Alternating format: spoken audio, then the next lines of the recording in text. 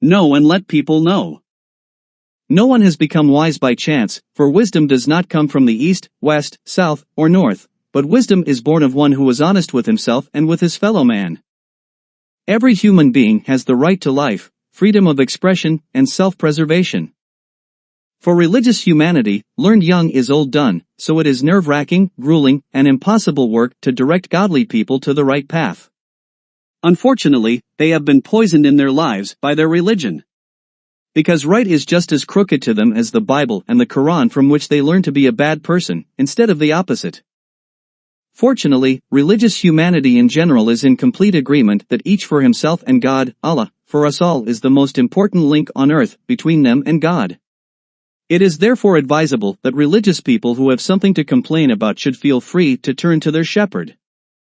Considering the current religious worldview, which is regularly plunged into barbaric cruelty in which the God-fearing people, globally, slaughter each other with great fun and competition like wild beasts on behalf of God, Allah, I am nevertheless very pleased that God, Allah, takes care of his followers with love by letting them end up in hell or heaven, Jannah, as much as possible.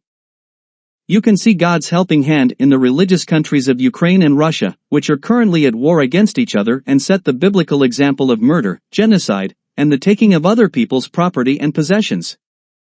And also look at holy Israel against the equally holy Palestinians, how very kind they are to each other, and also the parties from which the Bible has borrowed beautiful stories about the people of Israel, who should know better. They are not inferior to each other in cruelty and barbarity. But the children are not thought of, who suffer from their war rage and have not asked to be born to undergo the hardships of war, famine, and poverty. For the selfish elite adults, it's just me, and the rest can just suffocate. And the sympathetic religious Western countries, including the Netherlands, Germany, America, and others, throw fuel on the fire, and send all kinds of weapons there so that as many people as possible die, the chaos increases and the countries are further torn apart. Thus, God, Allah, heaven, Valhalla, and hell are all on the same sheet.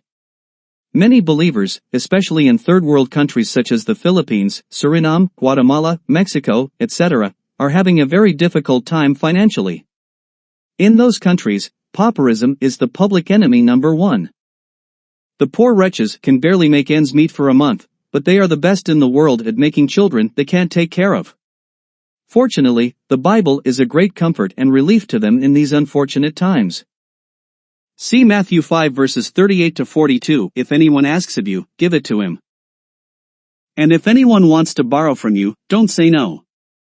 So the believers who cannot make ends meet financially and undergo all kinds of hardships should print this biblical quote and take it to their local priest or church and ask for money. So, poor churchgoers, get in line with all your children. The priest, reverend, is not allowed to refuse you money? Pecunia non olet. After all, the church has robbed and stolen an awful lot from fellow human beings over the centuries and has stockpiled plenty in the Vatican and Saudi Arabia. Thus says the teaching of Vishnu. Whoever believes in a life in the hereafter is mad, and who believes in the Holy Scriptures and is convinced that when he dies he or she will live in heaven, Jannah or Valhalla, will be dead at that time, for whoever enters the heavenly paradise is lifeless and no longer belongs to the living terrestrial nature. For more information and wisdom, go to Vishnu.nl.